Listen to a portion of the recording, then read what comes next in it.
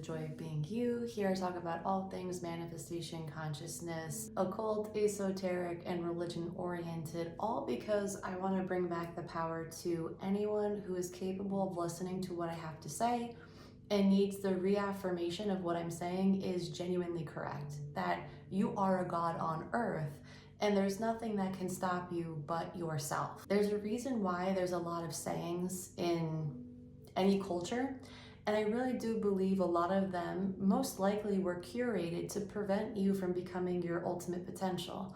You know, there's something that we all believe where it's like, you know, some things are out of my control, or some people take it to the extreme and say all things are out of my control, or most things are out of my control. The thing is if we genuinely were to know we were God every second of every day, you really wouldn't have a lack of control. You would just constantly know you are the ultimate power this life has to offer. And if we could all operate from that capacity, everything is in your control. That would be the argument. But the thing is we fall asleep to our consciousness, to our capacity to create through manifestation and through conviction, which starts with thought and is created through a perpetuated thought over a certain amount of time, because that becomes your new concept of that belief, right? So instead of saying I'm rich once, it's embodying the state of rich, which is just thinking of an abundant, lucrative lifestyle, right? My money's so easy to make. My money flows to me. My money comes to me. And when you say these things, ideas will come, people will be met, opportunities will present themselves where money can be made easily and in alignment to the affirmation you decreed, right? This video, what I wanted to make this video about is why our affirmations might not seem like they're working and how to bridge the gap between saying a thing and then actually creating it.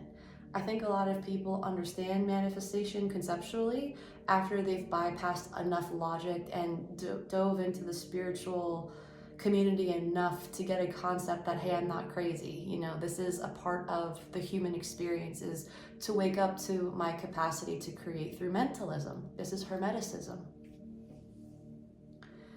And I think a lot of bridging the gap truly comes with just being in the state you want to be in and acknowledging the intuition that comes to you and the thoughts are given to you while being in that state.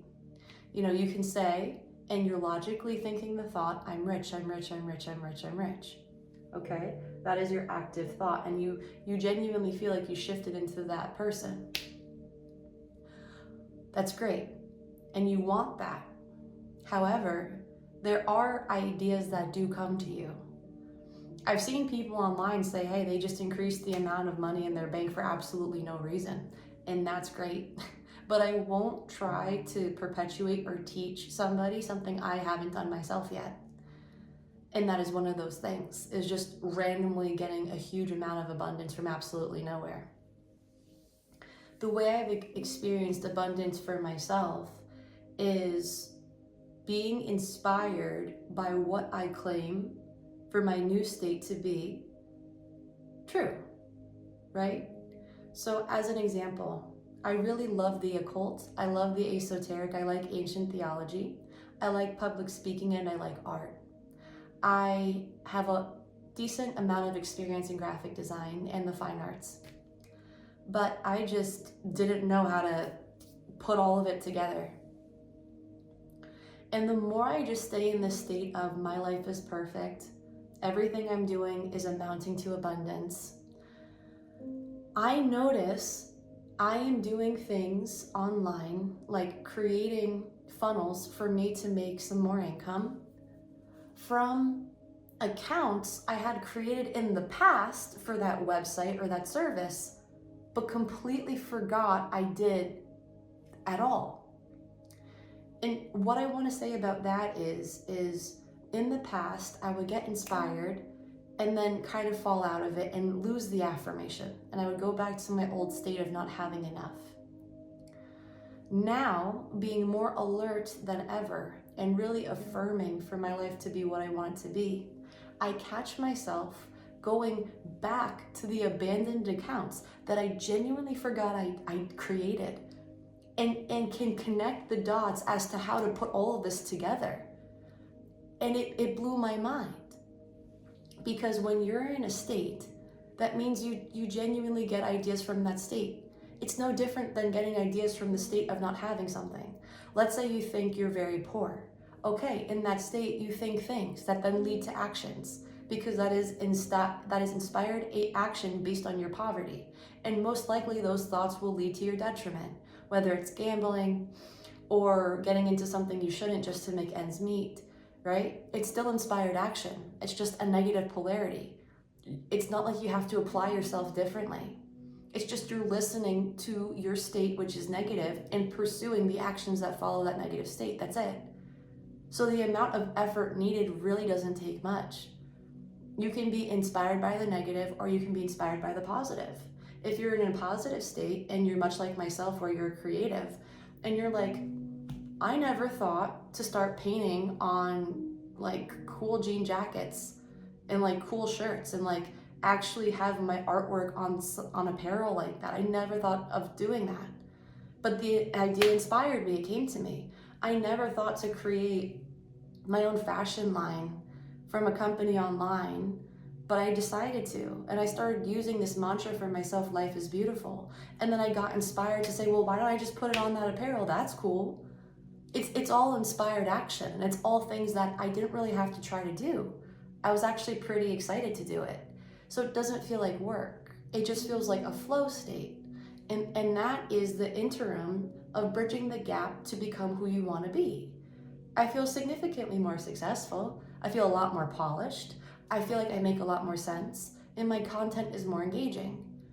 How is it that I'm gaining more subscribers and actually having more fun with it, where before I would really have to study each Bible verse by verse? I even started resenting it. And I tried to make videos to articulate what each segment meant, what each line meant. But the retention of that was significantly low. And my patience for it got significantly lower too, because it just wasn't interesting after a while. Once I started seeing everything just started repeating itself. Cain and Abel are no different than Ishmael and Isaac. Abraham's no different than Noah. Jesus is no different than Adam. Like, they're all the same entity. However, they're just representing a part of spiritual development and growth in a mind, in me, in you, when you're on this journey. And then eventually you become an embodied state of Christ, sitting at the right hand of the Father. The Father is your pineal gland, right? That's why when you're Catholic, you say in the name of the Father. You're touching your third eye. This is consciousness. This is your God. There's no God outside of you. The God is within you, correct? When you're sitting at the right side of the Father, that means you're using the right part of your brain. And the right part of your brain is connected to divinity, intuition, and source. So when you're sitting in this side, okay, you become like Christ. And that's what the whole Bible is about. All of it. I have 2 Bible verses here that I want to share with you that are literally saying exactly what I just told you, is that God is within you. And you have the power to create as a creator. So in this video, I want to get further into bridging the gap between taking your affirmations that are just words and then becoming the state in which you think is your ideal. How do you get there, right? How do you know what's inspired action? How do you know what's not? Like, it's very confusing and very frustrating and causes a lot of burnout for people who really don't understand. And this is where I want to shine some light on understanding the difference between acting with logic and acting with intuition. And I hope that this will give somebody somewhere some more peace to then execute it for themselves and understand genuinely that they are the creator and that they get more, I don't know, conviction in themselves to keep pursuing whatever it is that they want to do in this world. Because once you start understanding manifestation, it becomes a lot easier. But you need to convince yourself first. So I'm going to explain what I wrote down for you to hopefully bridge the gap. Also, if you find that my content helps you or you think it can help somebody else, Feel free to like, share, and subscribe. I want to wake up as many people as I can. I want people to know that they can have happy, healthy, loving relationships. They can have a happy, healthy body that they love to be in, and they love to show off wherever they go. I want people to have amazing friendships. I want people to find community. I want people to be invigorated by their gifts. And that comes with knowing you are God, because you know that you were born with this certain thing about you that comes effortlessly, that comes flawlessly. But for me, it would be a struggle because I don't have your gift as a God.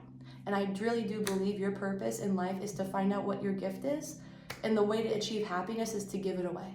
But obviously you have to make ends meet, you have to make finances work, all that stuff.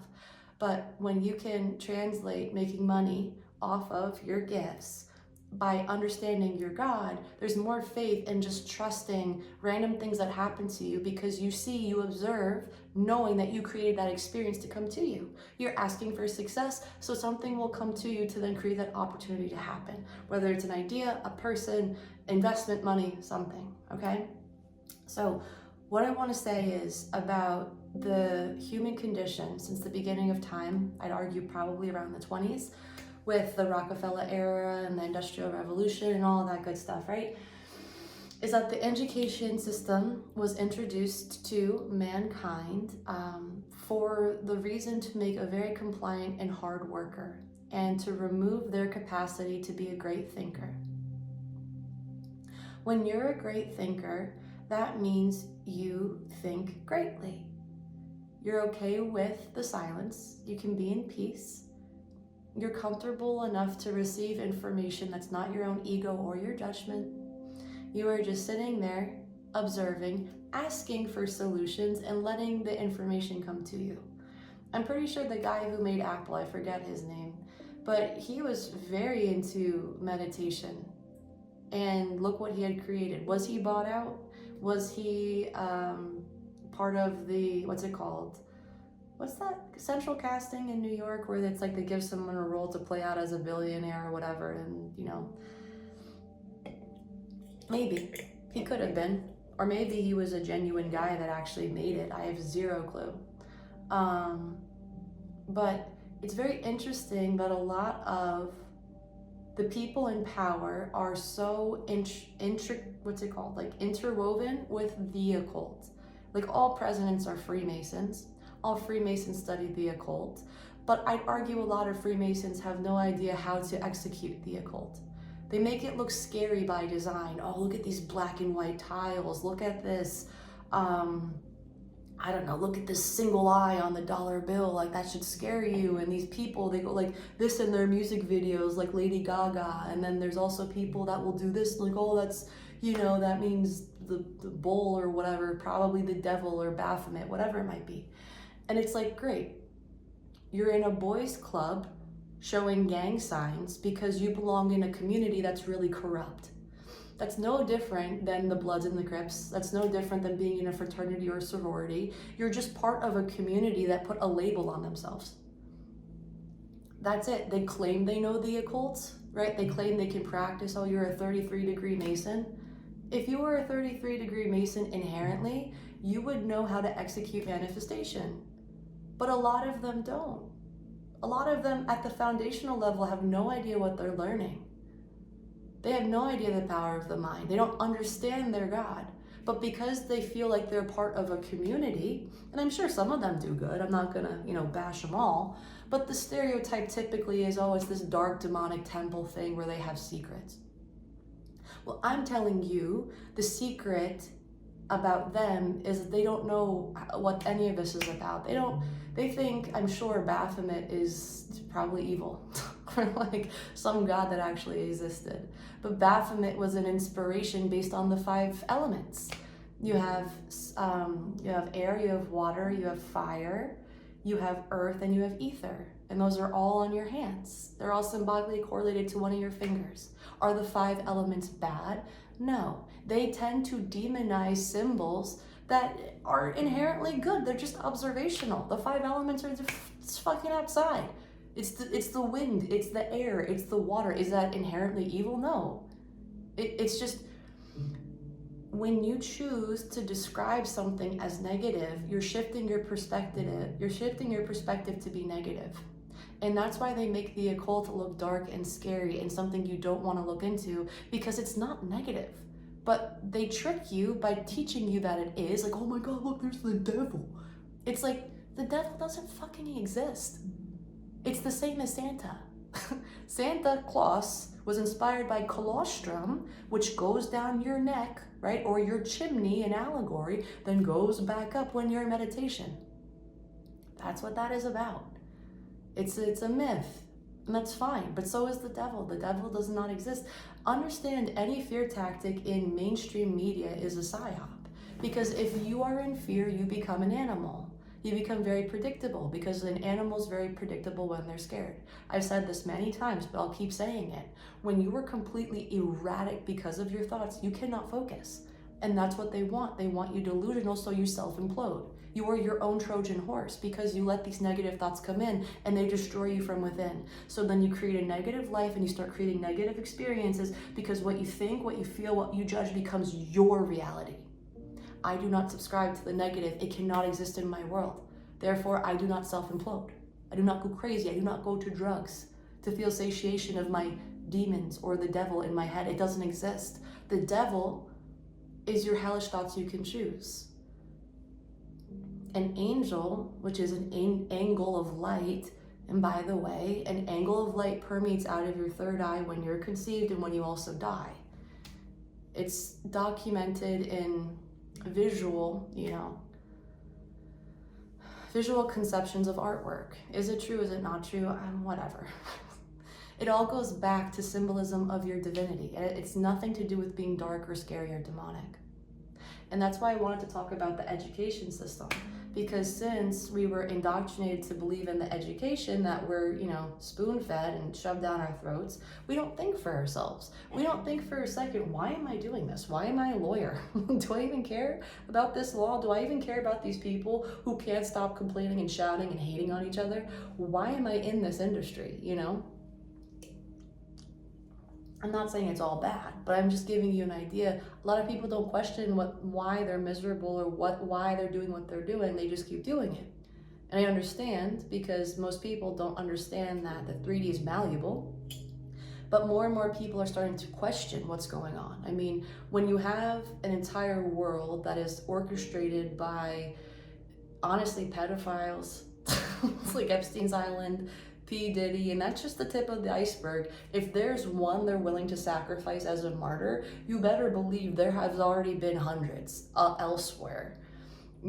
All the Hunger Games is just a movie. Like, no, they're doing that to implant a subconscious seed in us, so we create it for our own reality, because your thoughts create your reality. So if your foundation of the end of times is like this totalitarian, creepy, fight to the death vibe because of all the movies you consume, that's most likely what you will create for yourself. Like, they want to plant these subconscious seeds so that it becomes a lot more acceptable when it finally happens. I mean, that's the end goal. They are crazy.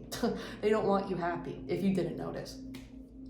But when you go beyond logic based on the education system, you start questioning these narratives. Like, why are all these movies so negative? Why is all the stuff on TV so terrible? It's like the Desperate Housewives. Literally, there's so many stations and nothing's actually good. Even on Netflix and Hulu, I saw the other day, it was like the Housewives of the Suburbs, and like they're trashy or something, and it's like, we're housewives, but we're naughty at night or some shit. And it's just like, what the fuck is going on? Can we watch something or get something that's actually stimulating in a positive way that can reverse depression, by not reverse depression, but like the reason why so many people are depressed is because we don't have community. We don't have good content to consume. It's all negative. They isolate you and make you consume negative content. And that's, again, the Trojan horse. They want you to self-implode because they want control. And anyone who wants control has no concept of peace in their mind. So don't think that they're more powerful than you, because they're just animals and barbarians in nature. It doesn't make any sense. But with the education system, there's 3 fundamental areas in which makes it successful.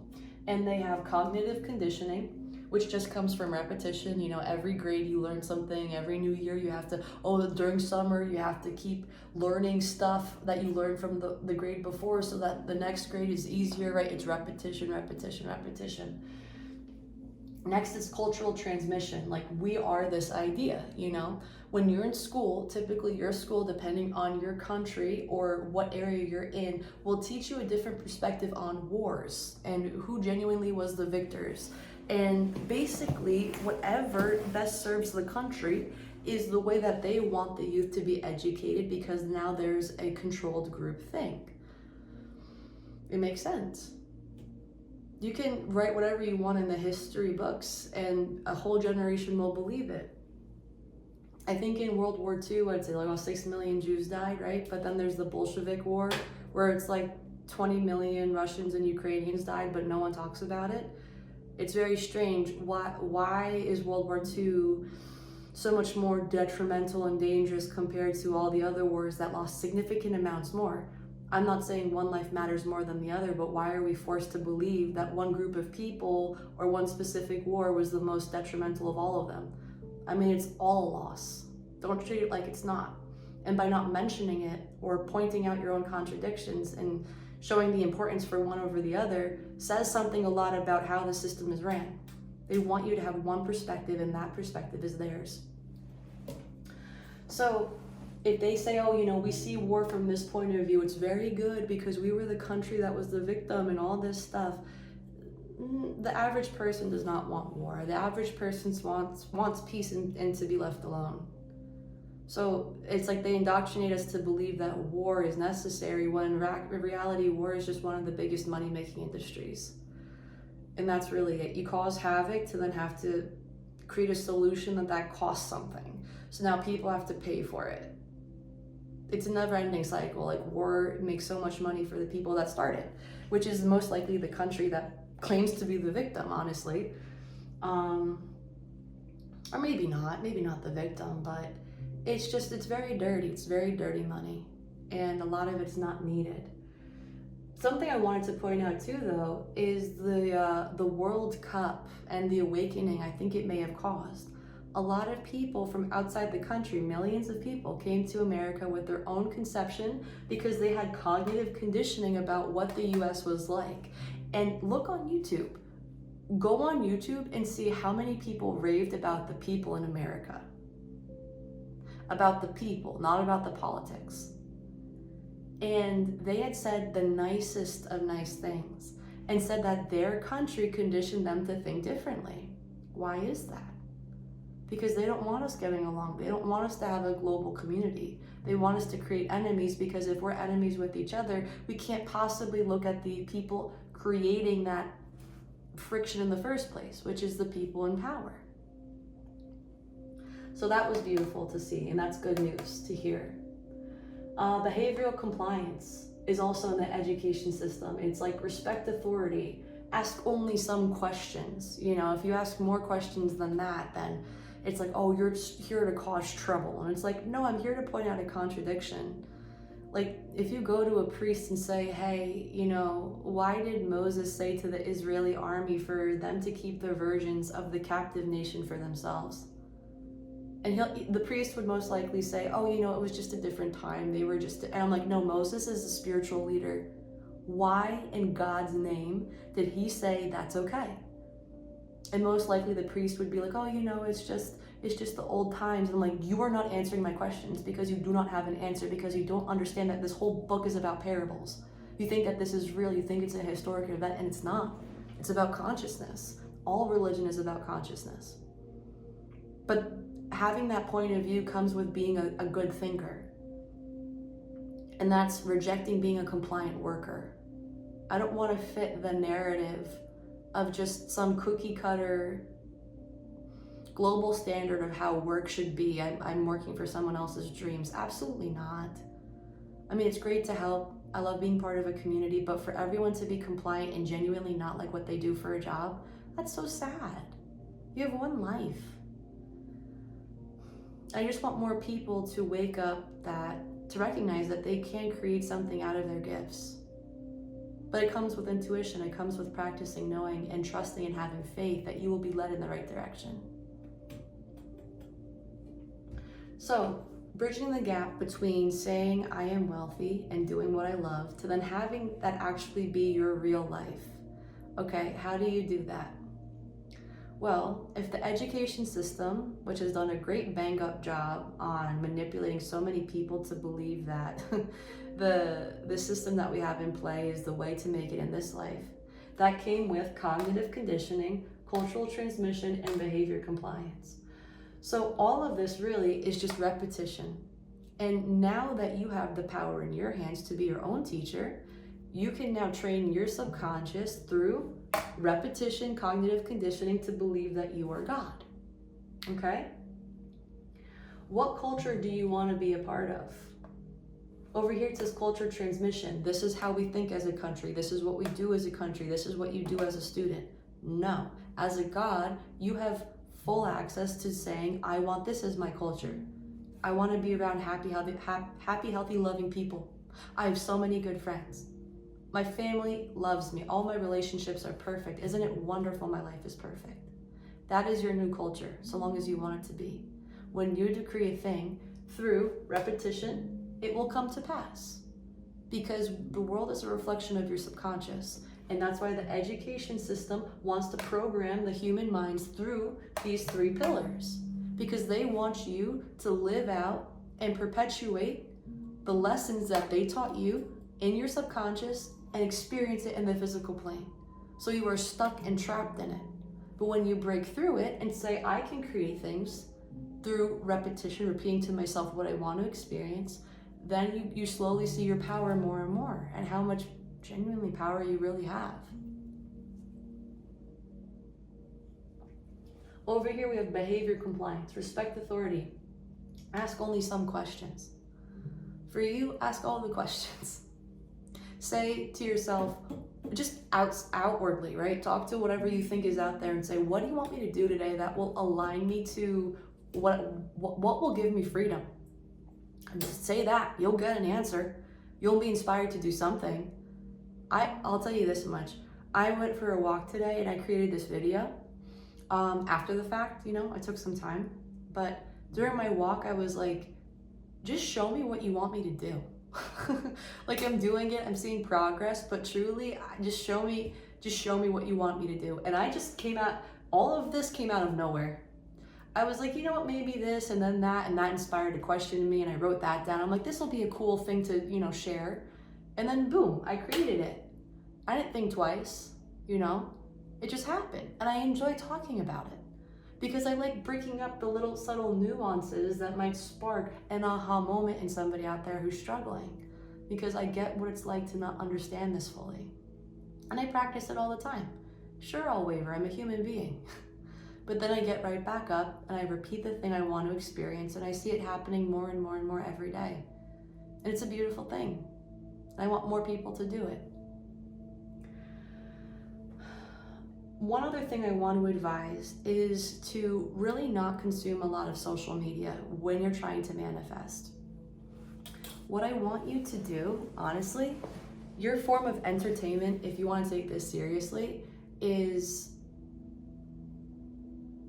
my thoughts. When you're bored, don't reach for your phone. When you're bored, do not turn on Netflix. And when you're bored, do not call somebody. If that's what you normally do to distract yourself or something. Instead of that, for 2 weeks straight, do not watch any content. And just sit with the way you think and feel. And it will feel uncomfortable at first, for sure. Especially if you're very new to this. And watch how you hate a lot of things about yourself, about others. Watch how you're kind of surprisingly positive about certain things. These are your subconscious beliefs shifting in front of you like a screen, right? The screen is your life, and your subconscious beliefs are all the judgments you have ever had that you never pay attention to. And this whole thing going on in your head, when you choose to listen to it and not scroll or watch the news or turn on TV or whatever, is your ticket out of the life you have. Because you have to start observing how you're judging. And then how you're judging is creating your life. It is. The world is a movie screen of your deepest subconscious belief. So once you start watching your thoughts in your head and saying, man, I'm negative, or shoot, I'm pretty nasty, or actually, I really don't like that person, and that's why they show up super negative in my life. When you start seeing that, you can start changing things one by one. And you can dissect your negativity, insert positivity through repetition and robotic affirming, meaning repeating the thing you want to experience, and then that thing will be experienced. I guarantee it. It has to. Because that's just how life works. Why would the world and the people in control spend so much time on severing your focus and wanting your attention if it wasn't valuable? It is the most lucrative thing you have in your control. Because you're God, your Father's right here, okay? And that goes down to these two passages here. In Acts 17:24, it says, God that made the world and all things therein, seeing that he is Lord of heaven and earth, dwelleth not in temples made with hands. Now, if you're a very literal person, how do you make a temple without your hands? So, someone will say, oh, well, you get a machine to do it. Okay, well, hands have to operate a machine, so how do you? How does that work? Oh, well, you can just like lift a brick with a crane. Yeah, your hands have to operate the crane. So, how do you build a temple with no hands? You can't. The temple with no hands is here. The temple's on your sides, okay? The Father is dwelling in these temples, the Lord of heaven and earth, the earth being the physical plane in your physical body, heaven being your subconscious and your connection to God, right? Your third eye. That is what that means. It's right there. Right there. In Corinthians 1, chapter 3, verse 16, it says, know ye not that ye are the temple of God, and that the Spirit of God dwelleth in you? Why am I praying to something named Jesus when you're telling me God is in me? I'm God, correct? Jesus is a figurative way to express an potential for you. You can be the potential of Jesus, okay? You can make a blind man see, a dumb man hear, heal a woman of her blood disease, all because those are intentions you set. Not too long ago, there was someone who needed an organ transplant. And the likelihood of getting one fairly quick is pretty low. When I heard that, I said, absolutely not. They have it. They have it. They have it. They have it. They have it. They have it. Why do I even care? It's fine. They're healed. They're healed. They're doing better. Oh my God, they're thriving. Wow, that happened so quickly. Oh my God, that was amazing. Holy cow, how did that happen so quick? Out of sight, out of mind. Wow, that was amazing. Oh my God, they have their organ. Wow, someone donated it. That's amazing that they're healthy.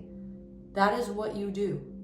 You think that maybe, not this think as quickly as I was speaking, but just rampage in your brain what you want to experience. It's repetition, right? And through repetition comes your life.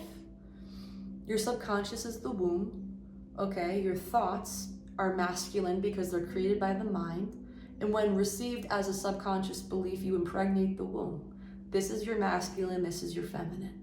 And then your child is the experience you interact with in the three-dimensional plane. Because you are God that birthed that reality for yourself by choosing a thought you wanted to experience. And that's it. You are God. Don't forget it. I hope this helped somebody out there. The intention is that it definitely did. If you want me to cover anything specific, please let me know. Feel free to check out my links. I have artwork, I have clothes, I have Amazon store, I have quite a bit of things. And I appreciate any and all support. Something I also want to mention is that I do offer coaching now. I have 3 different tiers. 2 of them will include a video call and several other things, while 1 will just be conducted through email. So if you want to work with me, I'd love to help you out.